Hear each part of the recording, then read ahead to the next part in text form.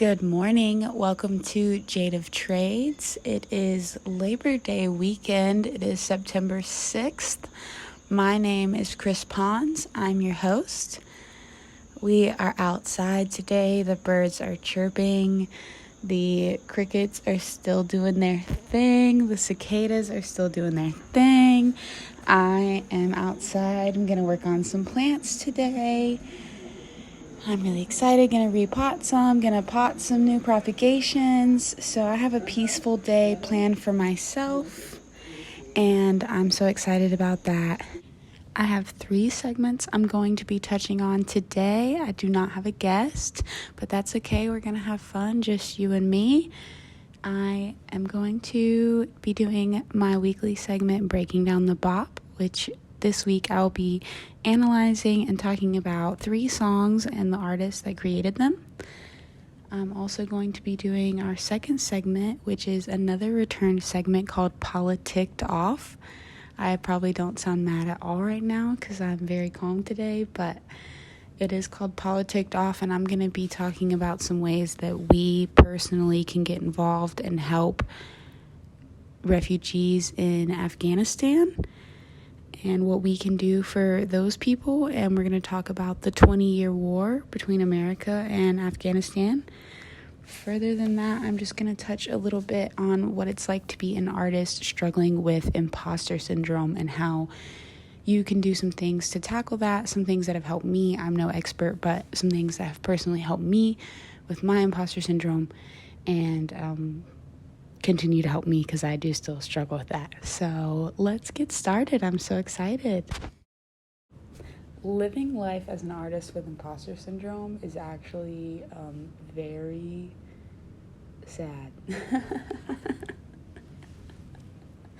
So I have always been the type of person to confidently sign up for anything. I would sign up for band and I would get excited to play a new instrument and I would learn it and then I would move on to the next thing. I got a lot of Gemini on my chart. I like to move around. I get bored easily. I like to hop all over. I like to try new things. And for me, that has actually led to me never focusing in on something and becoming really good at it.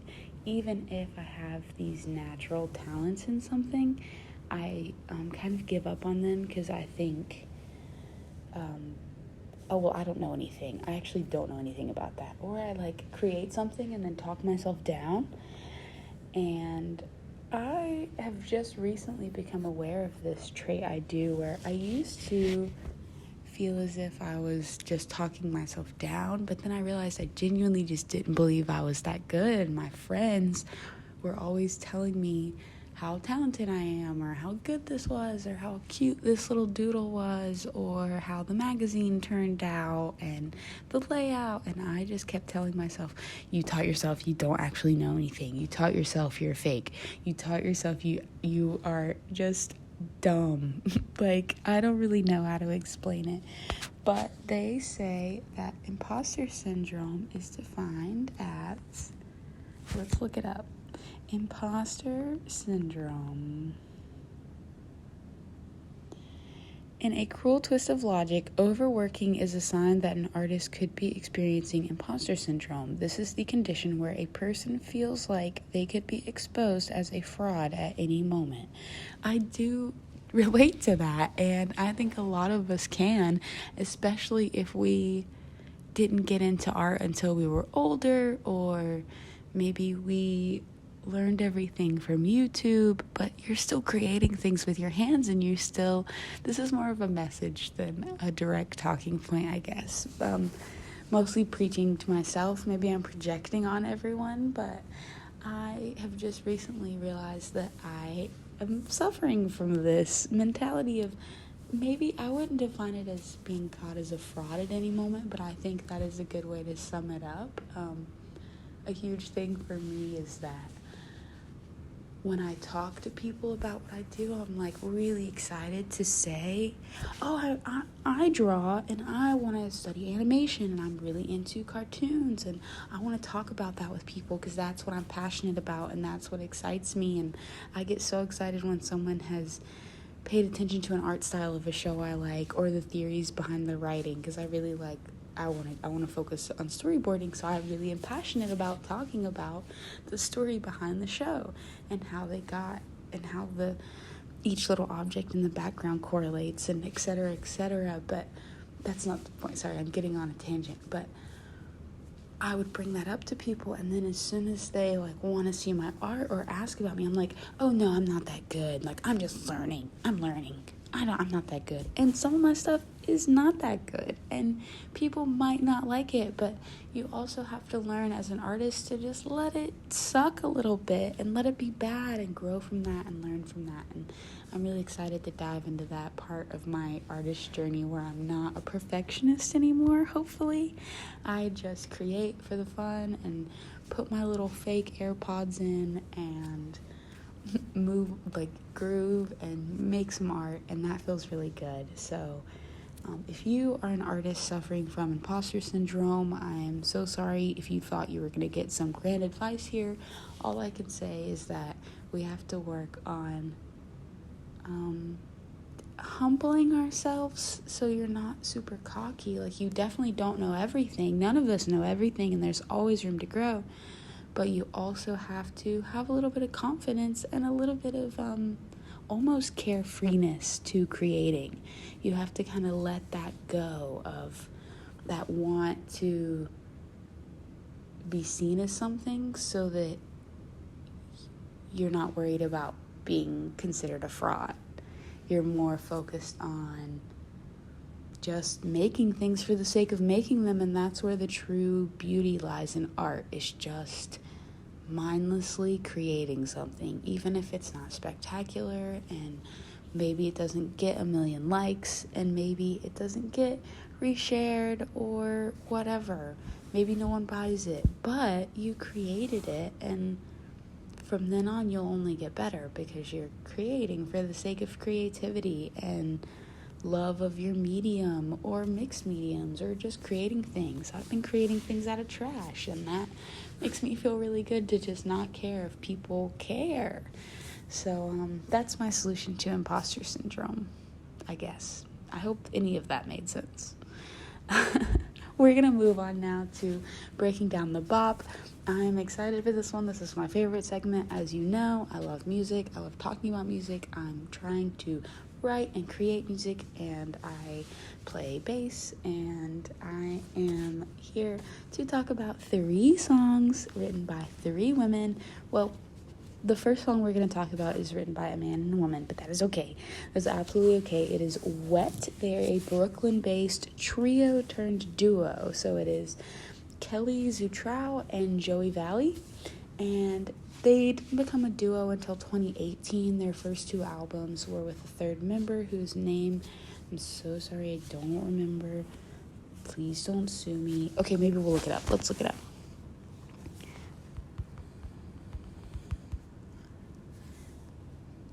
So it was, no.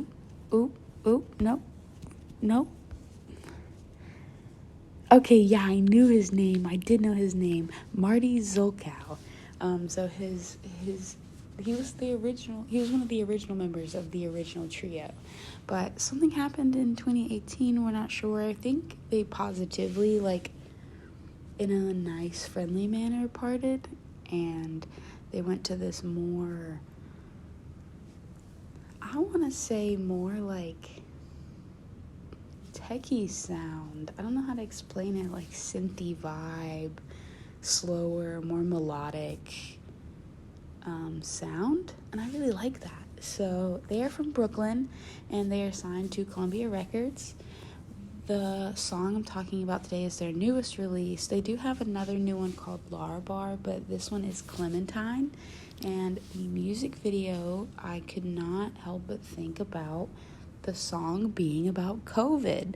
I don't actually know if it is. I don't research these songs. I just go purely off of what I get from the song and my interpretation and what I know about the band, and then I present it to you so that we can have a conversation like friends. So I don't know what the song is actually about, and maybe I should start to research it, and then we'll talk about the song and my theories and then look at the research, but for me, the music video is overwhelmingly a story of depression and a struggle of depression with technology, and then being trapped inside with COVID. And there's little sound samples in it that just make you think about what it was like to just FaceTime your friends and be trapped inside. And I think that's something that a lot of musicians are writing about now. It's something that we can all relate to, is being locked inside and being kind of sad, but also kind of like maybe growing from that. And if you didn't grow from that, that's absolutely okay. Your breaking down is part of the growth. And I feel like I really struggled at the beginning of the pandemic because everyone seemed like they were starting a business and they were just getting in shape and learning how to do this and do that, and I would put so much pressure on myself to do that. But then I was just sad, and I just wanted to just go on a bike ride and not think about anything and watch TV. And I painted a little and I did some new stuff, but that was a lot of like pressure. And so I think it's absolutely okay if you did not make art during the pandemic and you did not start a business or write a book. No one expects you to have done these great feats during one of the hardest times any of us have ever been through. And I think a lot of the internet and social media kind of tricks us. So that's what I got from this song. Like, so sorry. Some of the lyrics were, sometimes you make me sad and some things never end. And that one really hit me, but then there's nothing more that's on my mind. And I just wrote those down because they just felt very simple, but very like numb. You're in this state and you can't really get out of it. You're kind of stuck. The question of the song is, do you love me as much as you love Clementine? The song's named after Clementine. I'm not sure who Clementine is. Maybe it works as, like I say, it sounds like the struggle of depression and technology based on the music video, but the song is also a love song between two people, and you can kind of hear that our body's grieving what's dead and gone. I'm holding on till it's all said and done. Like, you're holding on to this relationship with this person or this thing, or maybe this habit. I'm not really sure, but we'll give it a listen. It's called Clementine by Wet, a Brooklyn-based indie pop band. Honestly, give all of their music a listen. Wet is very special to me because they were on the first ever episode of my original podcast, Breaking Down the Bop, that this is now a segment based off of. So I think it's cool that we're finally talking about a new Wet song. We deserve new music from them, so give them a listen. The next song we're talking about is Coming Soon by Annie DeRusso. So this woman is an anomaly to me because I only have 6 songs on Spotify to listen to from this woman, and I am obsessed with every single one. But her newest single is Coming Soon. So I actually wrote down, she has no bio on her Instagram or anything like that, but I did creep her social media a little bit, so I guess I did do research for her. But I just know less about her off the top of my head besides the lyrics to her songs. So she's based out of Nashville and New York, I believe. She is promoting that she has new music coming soon, so I really hope there's an album. She covered I Think We're Alone Now, which was absolutely beautiful. I'm obsessed with it. But this new single she wrote, I believe she had a co-writer, but this new song is, some of the lyrics are, I'm doing fine, only losing my mind every once in a while. And I think we can all kind of relate to that. Maybe I'm projecting, but just in the sense of the world is insane right now. And also, I'm getting older and things are, like, I'm putting work in to do things that I enjoy, and maybe they're not huge yet, but I'm doing them, and that makes me feel really good. So I am in a better place in my life. So I'm doing fine, but I'm still losing my mind every once in a little while. And I am breaking down a lot of me to build me back up. And I think that's a huge part of life. And those lyrics really hit there. And the end, the like post chorus at the end that they drag out is, I used to be smart, I used to be nice, now I'm neither of those, but I've been feeling all right. And my friend sent me this song actually after I'd already listened to it and was like, I love this. This is so us. Like, I used to be smart and I used to be nice, and now I'm neither of those. I feel like I used to be so driven and so positive, and I used to just take everything from everyone, and I was super positive and nice and smart and just like had all this going for me. But maybe during the pandemic again, maybe I'm projecting, but those walls kind of got broken down, and I'm still a nice and smart person at the core of who I am, but I am a little bit more mean and rugged around the edges, and I don't take shit from people that talk to me at gas stations. Like, as a woman, you know what I mean? Like, I'm not as nice as I used to be, and maybe I'm not as smart because some of my decisions are all based on impulse at this point, because I'm young and I don't know what I'm doing, and I realize that I keep trying to make these plans and they don't work out. So maybe I should just go with the flow, and maybe that's kind of dumb, but I'm been feeling all right, you know? So I used to be smart, I used to be nice. Now I'm neither of those, but I've been feeling all right. So give her new song a listen. What she described on her Instagram post is that it's about getting better and moving forward, even if you're not exactly where you want to be. And I feel like that's exactly what I got from this song. Maybe focusing on not overthinking and not pounding out this thought in your head all the time, and just kind of, I'm doing fine and I'm kind of losing it, but I'm gonna get through it, and we're all gonna get through it. And these are unprecedented times right now. The world is absolutely insane to me. So that is why the next song from these two that are kind of maybe sadder, we're gonna go into my favorite artist. I've already talked about her once on this show, and we're going to talk about her again. She's my current favorite. It'll probably change in a couple weeks, but I do love her right now. Remy Wolf. She has 2 new songs, but the one we're going to be talking about is Quiet on Set. It makes me literally want to get out of my chair and dance around and move and groove and shake my ass a little bit. It is pure, loud, beautiful nonsense. And I'm not even going to highlight any of the lyrics. We're really just going to say that she is a creative, colorful musician, and I think you should all give this song a listen. It is so hype, and it is just, like I said, loud, beautiful nonsense. And with that, we're going to close out breaking down the bop. We are out of time. But the 20-year war started in 2001. With September 11th, when an airplane crashed into the Twin Towers and various other places. Thousands of people died, and it took a complete toll on our country. And I actually don't really know much of my life without this war going on. I remember being in kindergarten when we found out. Someone rushed in and told our teacher, and we were in calendar time. I was sitting on the carpet in front of her, and she had to look at us and say that the principal wanted us all to turn on our TVs. So we turned on the TVs and watched the news, and from then on, this war has pretty much been going on and happening, and the Taliban officially have control over all of Afghanistan right now. They're saying that the Kabul airport is reopening, but we're not really sure what that looks like for people getting out.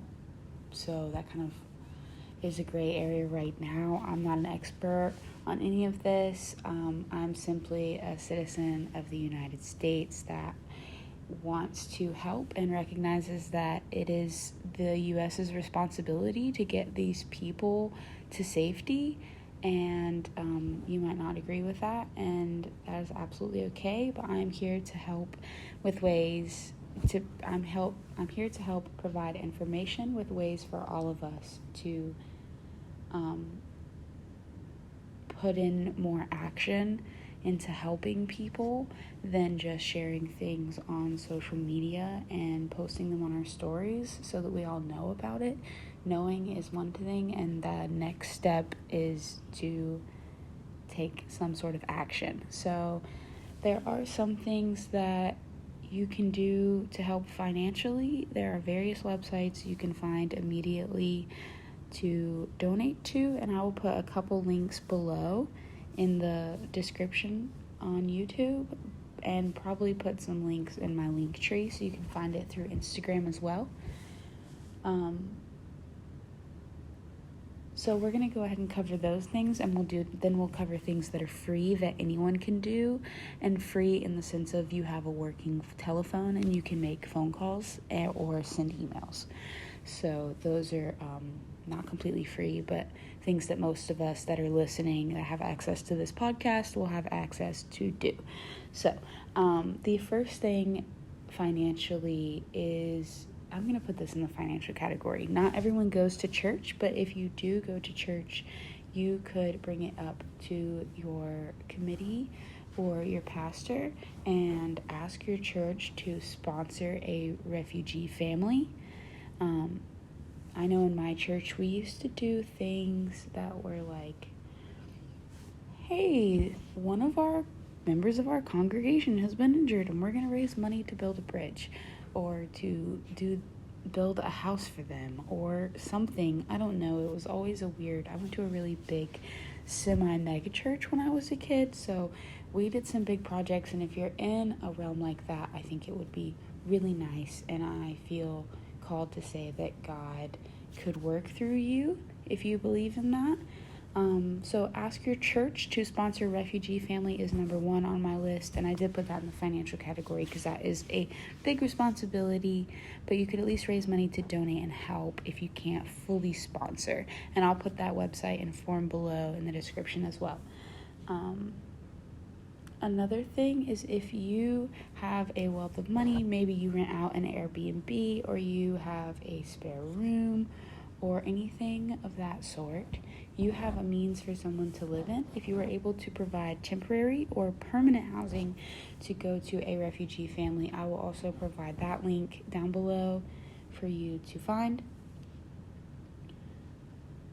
Finally, the free things that you can do to immediately help refugees from Afghanistan is to call your state representatives, and I will further put another link below that has that form, a phone script.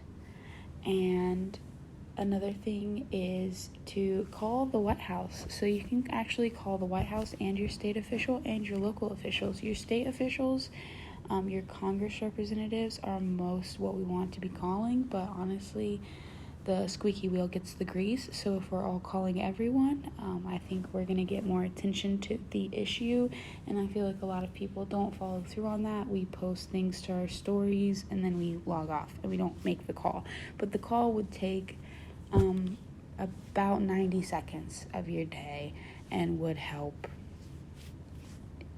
vastly. Finally, I just want to say, stay informed and talk about things. So I feel like I have knocked sharing stuff to your story, but I am an avid sharer to my story. I post things that I feel like will get information across, or they're appealing and will catch my friends' eyes, because I know my friends care a lot about certain issues, so I share those so that they can find them, because I find things through them. And it is good to use social media, especially during the global pandemic, to communicate with each other, and also in a world where not everyone has access to just go outside and volunteer and sign up for things. It is good to know ways to do things from home and from your computer and from your bed, and so we're really going to focus on that. And so my final suggestion is, stay informed and talk about it with your friends. Talk about ways that you can get involved. Come up with new ideas, but call your representatives, please, with the phone script that I will link below. Thank you for listening to Politicked Off. This segment has been a very calm Politicked Off, but I hope that you understand how serious this is, and that we as citizens of the United States or citizens of the world, honestly, can make a call and try to help this humanitarian issue, because we want to save as many lives as we can. We've already lost so many to this war, our side and theirs, and we're all human beings, and yeah. Sorry, I'm not an expert, but I just care a lot. So these are my suggestions on ways that we can help. And I've already made my phone calls, but honestly, I might make them again. I might just do another round because fuck it. So that's politicked off. We're going to move on to the next segment. Have a great day. Thank you so much for listening to today's show. Thank you so much for giving me your time and your ears. I'm so glad that you have tuned in to Jade of Trades. Today was a little bit different, but this is kind of the structure I'm going to be following. We're going to keep having guests, but it is going to be a little bit longer and a little more segmented, so I hope you have enjoyed it, and I hope you give the songs a listen. The playlist link will be down below with all of the suggestions to help Afghanistan. I love you. I'm sending you magic and love and harmony. I wish you all the peace in the world, and I'll see you next week. Thank you so much.